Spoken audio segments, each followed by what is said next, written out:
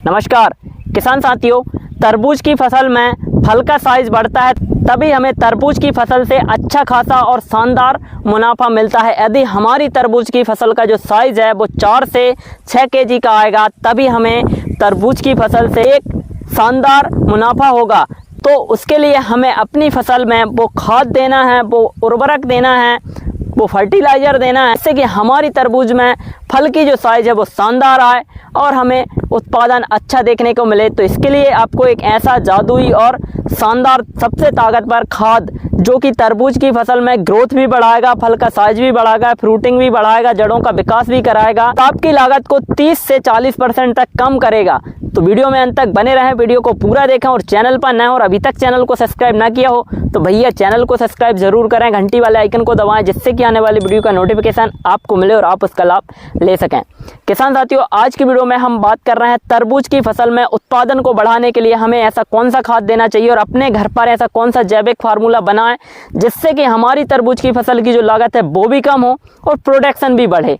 तो तरबूज की फसल जो है कि वो 65 से 70 दिन में हार्वेस्ट हो जाती है, तैयार हो जाती है, लेकिन यदि हमने सही से मैनेजमेंट अपनी फसल में किया इतने कम ड्यूरेशन में तो हमें प्रोडक्शन अच्छा मिलता है। और इतने कम समय में यदि हमने पोषण प्रबंधन और कीट नियंत्रण सही से नहीं किया तो तरबूज की फसल में जो नुकसान है वो काफ़ी ज़्यादा होता है और काफ़ी ज़्यादा घाटा किसान साथियों को होता है। तो इसके लिए हमें सबसे पहले तो ये ध्यान रखना है कि हमें तरबूज की फसल में लगाने से 50-60 दिन तक हमें मॉनिटरिंग करते रहना और समय समय पर हमें उसमें खाद उर्वरक देते रहना है। आज की वीडियो में हम बात करेंगे अब आपकी तरबूज की फसल यदि 30 से 35 दिन की हो गई है और ग्रोथ नहीं आ रही है, ग्रोथ कम है और फ्रूट सेटिंग होने वाली है तो आपको अपने खेत पर एक जैविक फार्मूला चलाना है।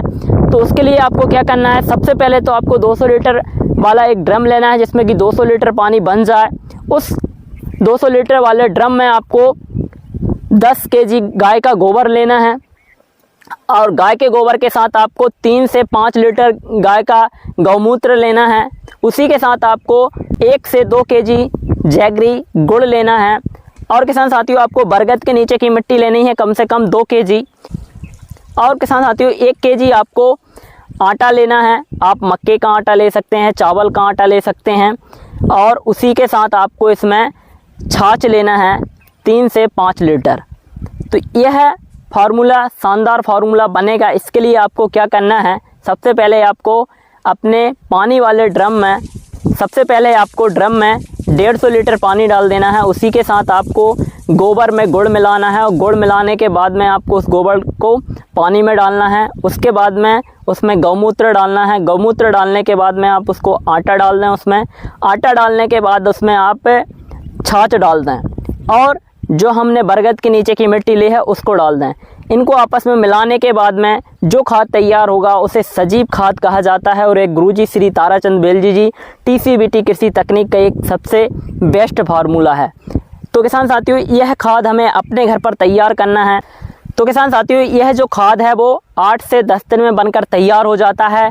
जैसे ही यह बनकर तैयार होता है तो आप इसको एक कपड़े से छान लें, ये आसानी से छन जाता है। तो छान कर आप 2% का आप स्प्रे कर सकते हैं और आप 100% इसको ज़मीन में चला सकते हैं। आप ड्रिप से दे सकते हैं, फ्लड से दे सकते हैं, आपको कैसे भी इसको अपने खेत में चलाना है।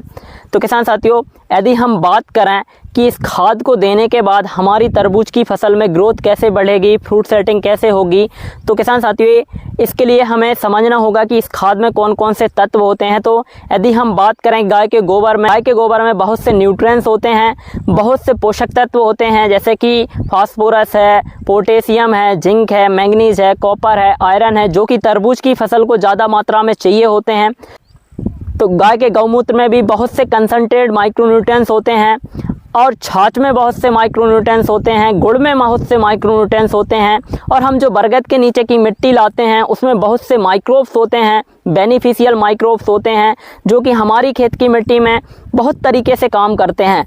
नाइट्रोजन अवेलेबल कराने का काम करता है जो बैक्टीरिया एजोडोबैक्टर राइजोबियम, PSB होता है इसमें, फास्फोरस सर्कुलाइजेशन बैक्टीरिया, KM भी जो पोटेशियम को सर्कुलाइजेशन करके प्लांट्स तक पहुंचाने का काम करता है। और जब हम ये सारी चीज़ें आपस में एक ड्रम में मिलाते हैं तो ये मल्टीप्लाई होते हैं और इन न्यूट्रिएंट्स को वो वाटर सॉल्युबल बनाकर तैयार कर देते हैं, नैनो फार्म में तैयार कर देते हैं, जिससे कि जब हम इसका प्रयोग अपने खेत में करते हैं, अपनी फसल में करते हैं, तो जैसे ही हम इसका प्रयोग करते हैं तो 2 से 3 दिन बाद हमें इसके रिजल्ट दिखने चालू हो जाते हैं। और हमारी खेत की मिट्टी में भूमि सुधार के लिए यह फार्मूला काफ़ी शानदार है। आप इस फार्मूले का प्रयोग ज़रूर करें और एक बार आप अपनी फसल में इसको ज़रूर चलाएं। यदि आप तरबूज की खेती करते हैं तो यह फार्मूला यदि आपने एक बार दे दिया तो आपकी रासायनिक खादों का जो खर्चा है वो बहुत कम हो जाएगा, क्योंकि जब आप रासायनिक खाद देते हैं तो वाटर सोल्यूबल का जो खर्चा आता है वो काफ़ी ज़्यादा आता है। आप 2 kg 3 kg जो NPK वाटर सोल्यूबल खाद होते हैं उनको चलाते हैं। तो जब आप यह फार्मूला दें उसके बाद में आपको कम मात्रा में अपनी फसल में यह वाटर सोल्यूबल खाद चलाने हैं और धीरे धीरे फिर आपको इनको बंद करना है। तो किसान साथियों, वीडियो में दी गई जानकारी यदि आपको अच्छी लगी हो, वीडियो पसंद आया हो, तो किसान साथियों इस वीडियो को अधिक से अधिक शेयर करें। वीडियो में कमेंट करके बताएं कि वीडियो कैसा लगा, और चैनल पर नए हो और अभी तक चैनल को सब्सक्राइब ना किया हो तो भैया चैनल को सब्सक्राइब ज़रूर कर लो। खेती बाड़ी से जुड़ी हुई सभी जानकारी आपको इस चैनल पर मिलती रहती हैं। तो किसान साथियों, आपका प्यार सपोर्ट इसी तरीके से बना रहे। मिलते हैं नए वीडियो में, जब तक के लिए जय जवान जय किसान।